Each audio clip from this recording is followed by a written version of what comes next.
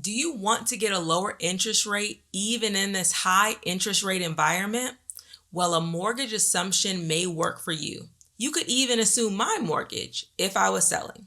I'm Shaheedah Hill, getting you over the hill to home ownership and helping you confidently buy your first home. I'm going to explain what a mortgage assumption is, who has a mortgage, and where you can find one.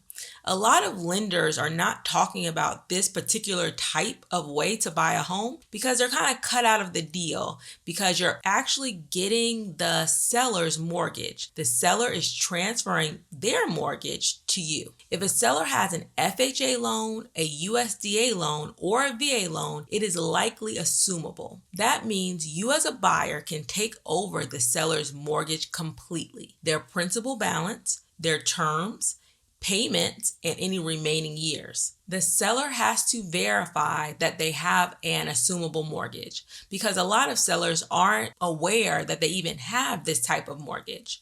So for example, if I wanted to have a buyer assume my mortgage, I would call my mortgage company. They would send me the mortgage assumption paperwork. I would fill it out and include all of the buyer's information, then send it back to my mortgage company. My mortgage company will send the buyer a package to make sure that they can qualify for my mortgage. And then that may take 45 days, 60 days. So you really want to get ahead of this if you want to assume the seller's mortgage. But it's on the seller to go ahead and request this information from their mortgage company for them to verify that their mortgage is assumable, but you could assume their much lower rate than what's available on the market today. Because for the last, 5-6 years, mortgage rates have been pretty low. So you're likely to find that most people that have had a home for a little while have mortgages below 5%.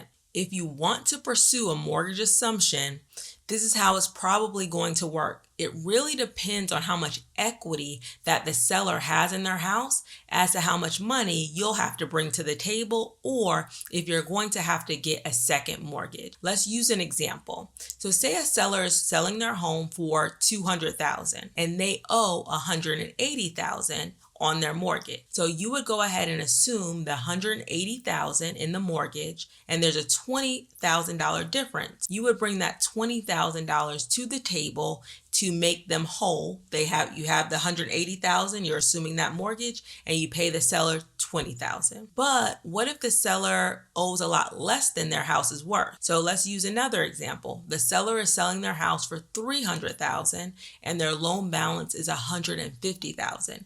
Now that may be more difficult for the average buyer to come up with. So if you don't have the $150,000 where you can pay the difference, a lot of times you have to take out a second mortgage for that amount. And that second mortgage is going to be at the higher interest rate. So you would get the $150,000, the mortgage assumption, at the seller's interest rate. And then the other $150,000, you're taking it at the market rate with the second mortgage. So you really want to make sure, have the lender run the numbers for you to see how much money you're saving if the seller has a lot of equity in their home. Along with the lower interest rate, which is awesome, you also have lower closing costs with an assumable mortgage. Now, where can you find an assumable mortgage? Now, it's going to be a little bit tricky because, like I said before, a lot of sellers don't even know that their mortgage is assumable. So you're going to have to ask. So when you're looking at homes and you're thinking about making an offer on one, or you're thinking about, asking a few more questions about this house, one of the questions you should ask is